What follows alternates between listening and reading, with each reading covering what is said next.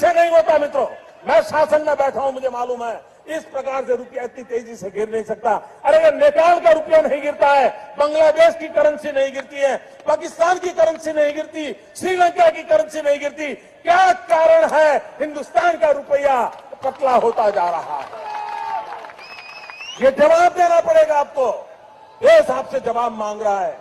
तो या तो प्रधानमंत्री नरेंद्र मोदी उस वक्त झूठ बोल रहे थे जब वो गुजरात के मुख्यमंत्री थे, या आज राजीव कुमार झूठ बोल रहे हैं। लेकिन अगर आपका रुपया लगातार कमजोर हो रहा है डॉलर के सामने, तो ये दर्शाता है कि भारत की अर्थव्यवस्था की स्थिति ठीक नहीं है। तो रुपए का गिरना और 90 तक जाना यह वाकई में खतरे की घंटी है।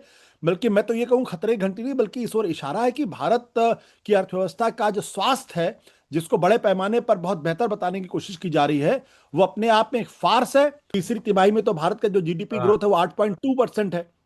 लेकिन वो ये नहीं बताते, जो आईएमएफ है उसने 2 दिन पहले उन्होंने सी कैटेगरी में डाला। जब आईएमएफ किसी भी देश के डेटा को सी कैटेगरी में डालता है तो आईएमएफ जो कहता है उसको अंतर्राष्ट्रीय बाजार में तवज्जो दी जाती है। तो गंभीरता के साथ लेना चाहिए, ये समझना चाहिए कि इसके जो लोग फायदे गिना रहे हैं, दरअसल प्रधानमंत्री नरेंद्र मोदी के सबसे बड़े दुश्मन हैं। तो ये कैसी विडंबना है कि जीडीपी इतनी हाई, महंगाई बिल्कुल ना के बराबर, और उसके बावजूद रोजगार नहीं दिखाई दे रहे। देश दुनिया के अर्थशास्त्री हैं, वो दबी जुबान में इस बात को कहते हैं कि भारत की अर्थव्यवस्था पावर का कंजम्पशन कम हो रहा है क्योंकि प्रोडक्शन कम हो रहा है, प्रोडक्शन इसलिए कम हो रहा है क्योंकि कंजम्पशन कम हो रहा है, कंजम्पशन इसलिए कम हो रहा है क्योंकि डिमांड नहीं मार्केट के अंदर। 20,000 करोड़ कम हो गया है। तो भाई अगर आपकी अर्थव्यवस्था 8.2% के हिसाब से बढ़ रही है तो जीएसटी कलेक्शन क्यों कम हो रहा है? सब कुछ बहुत अच्छा है तो देश के अंदर जॉबलेसनेस क्यों है? हाँ बिल्कुल, बेरोजगारी क्यों बढ़ी है? तमाम अखबारों में, खासतौर जो पिंक न्यूज़पेपर हैं, उनमें सरकार के पक्ष में जबरदस्त तरीके से आर्टिकल दिखाई पड़ेंगे। जब से प्रधानमंत्री नरेंद्र मोदी जी बने हैं, उनका सिंगल पॉइंट फोकस क्या है? सिंगल पॉइंट फोकस यह है कि मेरे आने के बाद सब कुछ सुधर गया। कि जब से नरेंद्र मोदी जी प्रधानमंत्री बने हैं, उन्होंने भारत के आर्थिक सुधार की कमर तोड़ दी है। आपने नोटबंदी की, उसके बाद भारत की अर्थव्यवस्था की कमर टूट गई। कोविड के आने के पहले से ही भारत की अर्थव्यवस्था लड़खड़ा गई थी। व्हाइट हाउस में भारत के लिए एक सनातनी बैठ गया है, अब तो भारत के लिए सब कुछ अच्छा हो जाएगा। तो जब ऐसे लोगों को आप सलाहकार बनाएंगे जो आपके कहने पर उठेंगे और आपके कहने पर बैठेंगे, तो भारत की अर्थव्यवस्था की स्थिति ऐसी ही होगी। इसमें मुझे कोई हैरानी नहीं होती। सरकार नीति बाद में बनाती है, पहले उसकी मार्केटिंग करती है। 2025 खत्म होने को आज भी मैन्युफैक्चरिंग सेक्टर भारत की अर्थव्यवस्था को नीचे लेके जा रहा। भारत के जो 2 सबसे बड़े इंडस्ट्रियलिस्ट हैं, अंबानी और अडानी, उनसे एक सवाल पूछिए कि आपने ऐसा कौन सा ब्रांड बनाया है या ऐसी कौन सी ब्रेक थ्रू टेक्नोलॉजी दी है कि पूरी दुनिया आपके कदमों पर है। भारतीय कंपनियों को भारत के मार्केट में भरोसा नहीं है, तो दूसरी कंपनियों क्यों भरोसा? दूसरी बात क्या है, अडानी के खिलाफ इतने आरोप लगे, कहीं कोई जांच पड़ताल नहीं हुई।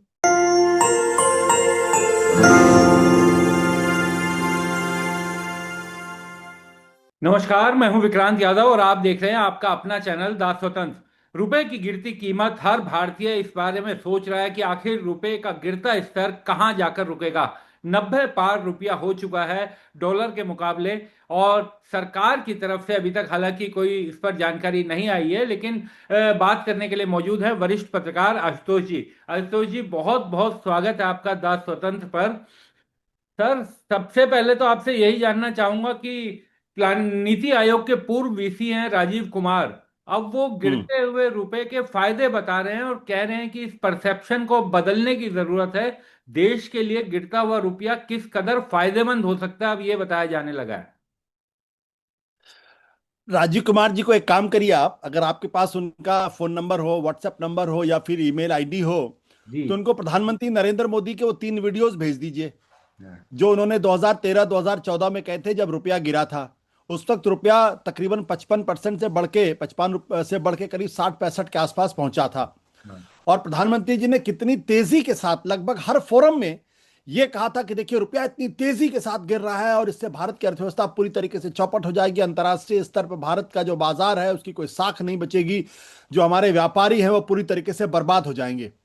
तो जब 50-55 से 60 तक पहुंचा था, 65 तक पहुंचा था, तब तो प्रधानमंत्री नरेंद्र मोदी जी जो उस वक्त गुजरात के मुख्यमंत्री थे और प्रधानमंत्री बनने की उनकी तमन्ना थी, तब तो ये बात कह रहे थे। और आज जब रुपया 90 पार पहुंच गया है तो उनके जो सलाहकार लोग हैं या उनसे जुड़े हुए लोग हैं वो उसका लाभ बताने की कोशिश कर रहे हैं।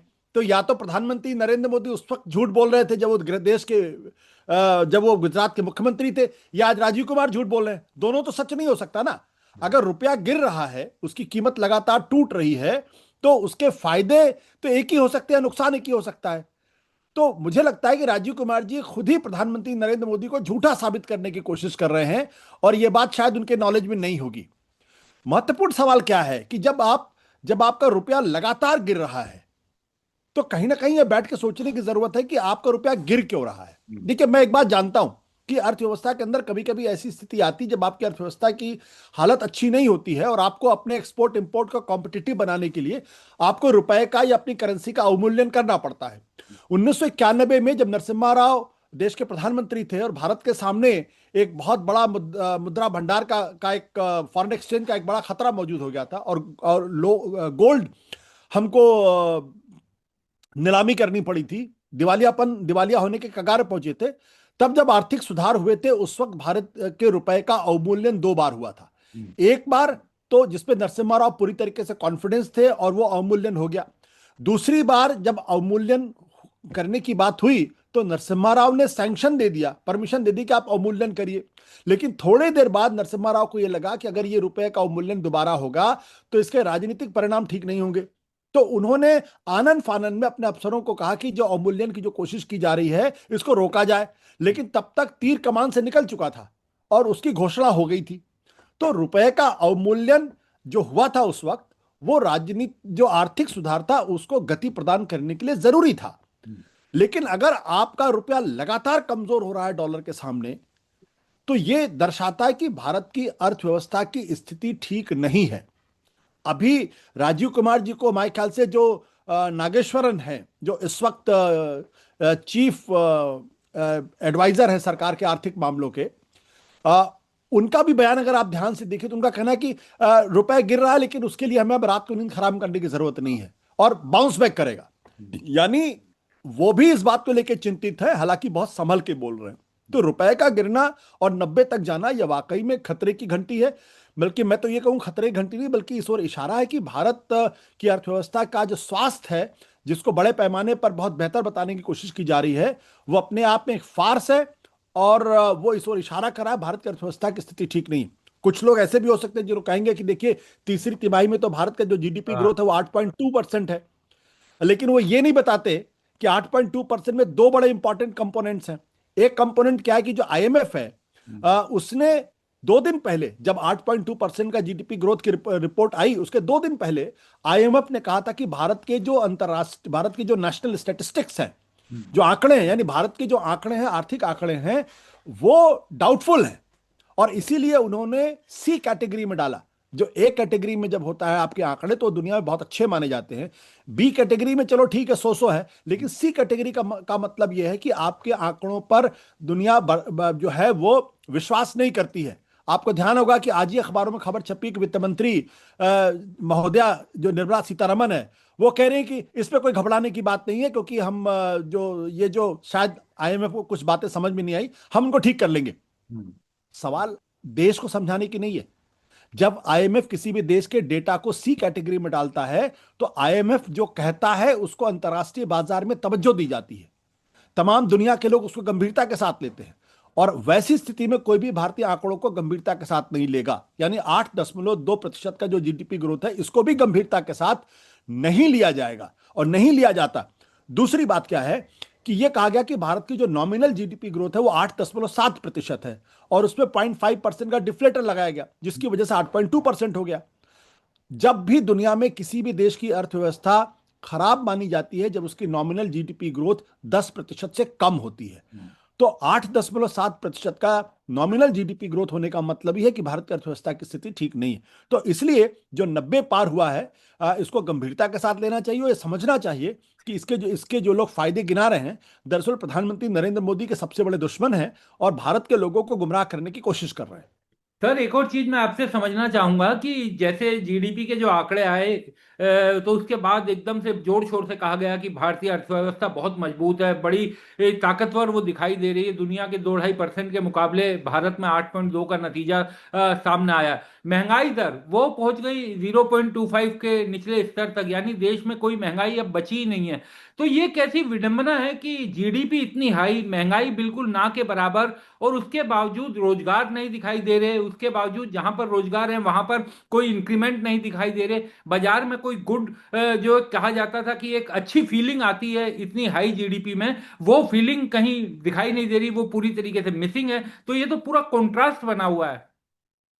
बिल्कुल विक्रांत, अगर आप इस वक्त जो देश के जाने माने अर्थशास्त्री लोग हैं, अगर आप बात करेंगे, जैसे अरविंद सुब्रमण्यम, जो प्रधानमंत्री नरेंद्र मोदी के पहले आर्थिक सलाहकार थे, या प्रोफेसर अरुण कुमार, हालांकि मैं कह सकता हूं प्रोफेसर अरुण कुमार सरकार के आलोचक रहे, लेकिन अरविंद सुब्रमण्यम जैसे तमाम जो देश दुनिया के अर्थशास्त्री हैं, वो दबी जुबान में इस बात को कहते हैं कि भारत की अर्थव्यवस्था जो जीडीपी ग्रोथ है वो 8.2% नहीं है, ये 5 साढ़े 5% के आसपास ही होगी। यानी उनको भी भरोसा नहीं है। तो अब मैं आपको कुछ आंकड़े दे देता हूं। जी। इन आंकड़ों को सुन के सितंबर के महीने में कहा गया भाई, जो तीसरी तिमाही थी उसमें 8.2% था। हाँ। लेकिन अक्टूबर और नवंबर के जो आंकड़े आए हैं इस वक्त, जो अखबारों में सबने बहुत ध्यान से देखा है, उसके आंकड़े मैं आपको देता हूं। मैन्युफैक्चरिंग सेक्टर की ग्रोथ है 1.8%, जबकि तीसरी तिमाही में 9.2% दिखाई गई। तो 9.2% से अचानक घट के वो 1.8% हो गई। जो इलेक्ट्रिसिटी, जो पावर कंजम्पशन है, उसमें नेगेटिव ग्रोथ है, यानी -6.9%।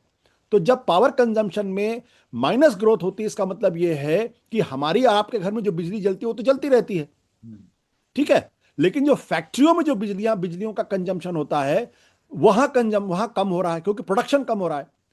प्रोडक्शन कम हो रहा है तो इसलिए वहां इलेक्ट्रिसिटी पावर का कंजम्पशन कम हो रहा है, इसलिए ग्रोथ -6.9% है।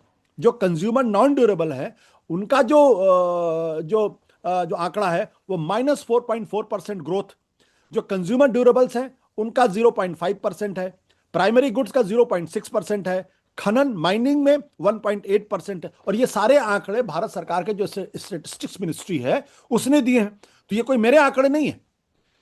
2025 में जो आप ये देखेंगे कि जो हमारा जो अभी कल इकोनॉमिक टाइम्स की बड़ी मोटी खबर छपी, उसमें ये छपा हुआ है कि अक्टूबर के महीने में हमारा जो इंडस्ट्रियल आउटपुट है वो 0.4% है। यानी सितंबर के महीने में 4.6% था, अक्टूबर के महीने में 0.4% है, जो पिछले 14 महीने का लोवेस्ट आउटपुट प्रोडक्शन का अगर घट रहा है या उसकी उसकी उसमें ग्रोथ नहीं हो रही, इसका मतलब क्या है कि लोग मार्केट में, डिमांड ही नहीं है, तभी तो आउटपुट, भाई अगर डिमांड होगी तो आउटपुट बढ़ेगा। डिमांड होगी तभी बिल्कुल। तो जो जो जो इंडस्ट्री वाले हैं वो अपना प्रोडक्शन बढ़ाएंगे। प्रोडक्शन बढ़ाएंगे तो पावर का कंजम्पशन बढ़ेगा। तो पावर का कंजम्पशन कम हो रहा है क्योंकि प्रोडक्शन कम हो रहा है। प्रोडक्शन इसलिए कम हो रहा है क्योंकि कंजम्पशन कम हो रहा है। कंजम्पशन इसलिए कम हो रहा है क्योंकि डिमांड नहीं मार्केट के अंदर। तो ये आंकड़े जो है 14 महीनों में सबसे कम है। इसके अलावा आप जीएसटी का कलेक्शन देख लीजिए। जो जीएसटी का कलेक्शन है वो अक्टूबर के महीने में 4.6% की ग्रोथ उसमें दिखाई पड़ी थी कलेक्शन में, और ये कहा गया था जीएसटी में हमने सुधार कर दिया, अब देखिए हमारा नेट बढ़ जाएगा और उसकी वजह से हमारा जीएसटी कलेक्शन बढ़ जाएगा। 0.7% की ग्रोथ है, यानी 20,000 करोड़ डाउन है। अक्टूबर के महीने में 1,95,936 करोड़ का कलेक्शन हुआ था, और नवंबर के महीने में 1,70,276 करोड़ का कलेक्शन है। 20,000 करोड़ कम हो गया है। तो भाई अगर आपकी अर्थव्यवस्था 8.2% के हिसाब से बढ़ रही है तो जीएसटी कलेक्शन क्यों कम हो रहा है? इंडस्ट्रियल आउटपुट क्यों क्यों घट रहा है? मैन्युफैक्चरिंग सेक्टर में गिरावट क्यों दिखाई पड़ रही है? पावर सेक्टर में, पावर कंजम्पशन में क्यों क्यों गिरावट दिखाई पड़ रही है? तो इसका मतलब क्या है कि सरकार के जो तमाम लोग हैं जो जो चमचागिरी करते हैं, सरकार की एक अच्छी छवि बनाना चाहते हैं, वो इस तरीके की बातें करेंगे, लेकिन हकीकत तो कुछ और है। अच्छा, सब कुछ बहुत अच्छा है तो देश के अंदर जॉबलेसनेस क्यों है? हाँ बिल्कुल। बेरोजगारी क्यों बढ़ी है? तो इसलिए ये खतरे की घंटी है। आप आजकल 2-4 दिनों में देखेंगे तमाम अखबारों में, खासतौर जो पिंक न्यूज़पेपर हैं उनमें सरकार के पक्ष में जबरदस्त तरीके से आर्टिकल दिखाई पड़ेंगे, जहां कहा कि देखिए 8.2% की ग्रोथ हो रही है, भारत जो है सुपर पावर बन जाएगा, सब कुछ हो जाएगा। ये होगा, लेकिन जो मैंने आंकड़े दिए हैं ये सरकार के दिए हुए आंकड़े हैं, इनको डिस्प्रूव करे तो मैं मानूं। सर एक और जो खतरनाक आंकड़ा दिखाई दे रहा है कि भारत इस साल में मोटा मोटा कहा जा रहा है कि 950 बिलियन यूएस डॉलर का इंपोर्ट करेगा। तो हर रुपए की बढ़ती कीमत के साथ ये हमारा जो बिल है, इंपोर्ट बिल, वो भी बढ़ता जाएगा। अगर हम इसी आंकड़े की बात करें तो 950 बिलियन पे अगर 1 रुपया भी डॉलर का रेट बढ़ता है तो हमारा 1 लाख करोड़ रुपया लगभग जो है वो फालतू इसमें जाएगा। तो इतनी बड़ी चिंता की बात और उसके बावजूद जो है सब गुड़ी गुड़ी दिखाना, तो कहीं ना कहीं तो ये देश के साथ भी आप एक तरह से धोखा कर रहे हैं उनको विश्वास में ना रखकर। देखिए, इस सरकार की जब से प्रधानमंत्री नरेंद्र मोदी जी बने हैं, उनका सिंगल पॉइंट फोकस क्या है? सिंगल पॉइंट फोकस ये है कि मेरे आने के बाद सब कुछ सुधर गया, मेरे पास वो जादू की छड़ी है, मैं उसको चलाता हूं, देश की अर्थव्यवस्था बेहतर हो जाती है, बेरोजगारी खत्म हो जाती है, सब कुछ खत्म हो जाता है। हकीकत यह है कि जब से नरेंद्र मोदी जी प्रधानमंत्री बने हैं, उन्होंने भारत के आर्थिक सुधार की कमर तोड़ दी है। और यह बात मैं बहुत गंभीरता के साथ कह रहा हूं। जब वो देश के प्रधानमंत्री बने थे 2014, 2015, 2016 में भारत की जो ग्रोथ थी, जीडीपी ग्रोथ थी, 7 से ऊपर थी, 7% से ज्यादा थी। तब किसी को भारत की जीडीपी आंकड़ों पर किसी तरीके का कोई संदेह नहीं था। लेकिन जैसे ही आपने आपने नोटबंदी की, उसके बाद भारत की अर्थव्यवस्था की कमर टूट गई। और उसमें 100 से ज्यादा लोगों के मरने की खबर आई। आपका जो जो मीडियम और स्मॉल स्केल इंडस्ट्री से उसकी हालत खराब हो गई। बिल्कुल। उसके बाद आपने जिस तरीके से जीएसटी को इंप्लीमेंट करने की कोशिश की, आधे अधूरे तरीके से, आज तक अब जाके अभी तक भी ठीक तरीके से नहीं हो पाया, उसने भी मीडियम स्मॉल स्केल इंडस्ट्रीज की कमर तोड़ी। फिर आपने कोविड के समय जिस तरीके से पूरे देश को बंद कर दिया, उसका भी असर आपकी अर्थव्यवस्था के ऊपर पड़ा। और ये जो लोग कहते हैं कि कोविड की वजह से भारत की अर्थव्यवस्था की हालत खराब है, दरअसल उनको कोविड के ठीक पहले वाले तिमाही के जीडीपी आंकड़ों को देखना चाहिए, जो 3.5% के आसपास दिखाई पड़ी थी। तो यानी कोविड के आने के पहले से ही भारत की अर्थव्यवस्था लड़खड़ा गई थी। और उसका सबसे बड़ा कारण यह था जिस तरीके से आपने नोटबंदी की थी और जिस तरीके से आपने जीएसटी को इंप्लीमेंट किया था। कोविड के बाद आज तक भारत की अर्थव्यवस्था की स्थिति बहुत अच्छी नहीं। और कोविड में भी जो सबसे ज्यादा डी ग्रोथ थी या कॉन्ट्रैक्शन था, वो दुनिया के सारी बड़ी अर्थव्यवस्थाओं में सबसे ज्यादा भारत में था। सबसे ज्यादा भारत की अर्थव्यवस्था पर असर पड़ा था, नुकसान हुआ था, क्योंकि हमारे पास उसको संभालने का कोई मैकेनिज्म नहीं था। अब देख लीजिए, जब से ट्रंप आए हैं, तो हम तो ये कह रहे थे ट्रंप बनेंगे भाई, अब तो हवन होगा और व्हाइट हाउस में भारत के लिए एक सनातनी बैठ गया है, अब तो भारत के लिए सब कुछ अच्छा हो जाएगा। जो कहते थे नरेंद्र मोदी जी दुनिया के इतने बड़े नेता है कि ट्रंप भी उनसे पूछ के उनसे सलाह लेके काम करते हैं। तो हुआ क्या असर? ट्रंप ने आके भारत की अर्थव्यवस्था की कमर तोड़ दी। उन्होंने पहले 25% का टैरिफ लगाया, उसके बाद रूस का बहाना बना के 25% का एक्स्ट्रा टैरिफ लगा दिया। क्या भारत के पास कोई प्लान बी था कि हम इससे कैसे निपटेंगे? ट्रंप लगातार हमको मार लगा रहे हैं और हमारे मुंह से आवाज तक नहीं निकल रही है। क्यों? तो इन सब चीज ये इसलिए है क्योंकि हमारी सरकारों के पास विजन नहीं है। जो उनके सलाहकार हैं, वो सलाहकार सरकार को सही राय नहीं दे रहे। और जो टैलेंटेड लोग हैं, वो आपके मंत्रालय में रहना नहीं चाहते। जो तमाम अब अरविंद सुब्रमण्यम जैसे बहुत टैलेंटेड लोग थे, या रघुरमन राजन जैसे टैलेंटेड लोग थे, जिनको अंतर्राष्ट्रीय अर्थशास्त्र की समझ थी, जो भारत की अर्थव्यवस्था को भी समझते थे, आपने उन सबको बाहर कर दिया। अब जो सेकंड ग्रेड, थर्ड ग्रेड जो टैलेंट हैं, वो आपके सलाहकार बने हुए हैं। तो जब ऐसे लोगों को आप सलाहकार बनाएंगे, जो आपके कहने पर उठेंगे और आपके कहने पर बैठेंगे, तो भारत की अर्थव्यवस्था की स्थिति ऐसी ही होगी। इसमें मुझे कोई हैरानी नहीं होती। सर मेक इन इंडिया, आत्मनिर्भर भारत, इन सब को लेकर भी बड़े बड़े दावे किए गए। कई इंडस्ट्रीज के लिए पीएलआई योजनाएं सरकार लेकर आई और बड़ी बड़े उसके ऐलान किए कि जब इंडस्ट्री को ये पीएलआई दिया जाएगा तो प्रोडक्शन बढ़ाने में बहुत उसका फायदा मिलेगा और अच्छे नतीजे देखने को मिलेंगे। तो इसका मतलब हम ये स्वीकार नहीं कर पा रहे कि मेक इन इंडिया हो या आत्मनिर्भर भारत हो या फिर हजारों लाखों की ये जो पीएलआई स्कीम है, ये सब चीजें हों, ये वो लाभ नहीं दे पा रही अर्थव्यवस्था को जो लाभ चाहिए, या उस तरह से ये देखिए, लागू नहीं हो पा रही। सिर्फ नारेबाजी। सरकार नीति बाद में बनाती है, पहले उसकी मार्केटिंग करती है। और उस मार्केटिंग के केंद्र में नरेंद्र मोदी जी हैं, कि नरेंद्र मोदी जी एक बहुत बड़ा क्रांतिकारी फैसला कर रहे हैं।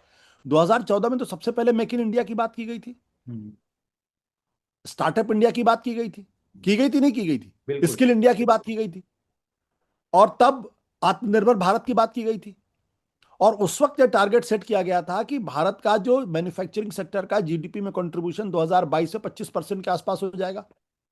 यह टारगेट सेट किया गया था। 2025 खत्म होने को आज भी मैन्युफैक्चरिंग सेक्टर भारत की अर्थव्यवस्था को नीचे लेके जा रहा, क्योंकि मैन्युफैक्चरिंग सेक्टर में कोई ग्रोथ ही नहीं है। सही। तो आपके मेक इन इंडिया का क्या फायदा हुआ? इसका मतलब आपने नारेबाजी की ना, आपकी कोई सोच नहीं थी। तो जब तक आपकी मैन्युफैक्चरिंग सेक्टर नहीं बढ़ेगा, जब तक आपका एक्सपोर्ट नहीं बढ़ेगा, तब तक आप कैसे ग्रोथ करेंगे? चाइना की जो पूरी ग्रोथ है वो मैन्युफैक्चरिंग का सुपर पावर है, वो दुनिया को एक्सपोर्ट करता है। अमेरिका क्यों नहीं उसके ऊपर टैरिफ लगा पाया? क्योंकि अमेरिका को मालूम है कि अगर वो चाइना पे टैरिफ एक सीमा के बाद लगाएगा तो उसकी अर्थव्यवस्था चौपट हो जाएगी। उसने सोयाबीन पे प्रतिबंध लगाने की कोशिश की। 90% अमेरिका का सोयाबीन चाइना खरीदता है, और जब वो सोयाबीन बिकना बंद हो गया, चाइना ने खरीदना बंद कर दिया, तो जो ट्रंप का जो जो मिडिल ईस्ट, जो जो जो जो मध्य अमेरिका है, जो उसका असली वोट बैंक है, वहां के किसान परेशान हो गए, उनका दबाव पड़ा, तब इसने इसको समझौता करना पड़ा चीन के साथ। तो ये जो स्थितियां हैं, चाइना ने कहा कि मेरे पास रेयर अर्थ मेटल है, मैं आपको नहीं दूंगा रेयर अर्थ मेटल। अगर China rare earth metal America को नहीं दे, तो अमेरिका की जो जो इलेक्ट्रिक व्हीकल्स हैं उनकी क्या हालत होगी, जो इलेक्ट्रॉनिक्स हैं उनका क्या हालत होगा? भारत के पास तो ऐसी कोई लेवरेज ही नहीं है। मैं आपको बता देता हूं, दुनिया इस वक्त रेयर अर्थ मेटल की बात कर रही है। भारत के पास रेयर अर्थ मेटल की जो कंपनी है, जो सरकार ओन कंपनी है, वो 75 साल से एग्जिस्टेंस में है। जो पिछले कुछ हफ्ते पहले की बात है, उसका कोई सीईओ नहीं था, उसमें कोई बोर्ड ऑफ डायरेक्टर्स का अपॉइंटमेंट नहीं था। यह आपकी प्रायोरिटी है। जब तक आप रेयर अर्थ मेटल को पर अगर आप फोकस नहीं करेंगे, जब तक आप एआई के चिप्स में फोकस नहीं करेंगे, तब तक आप कैसे दुनिया में आगे बढ़ सकते हैं?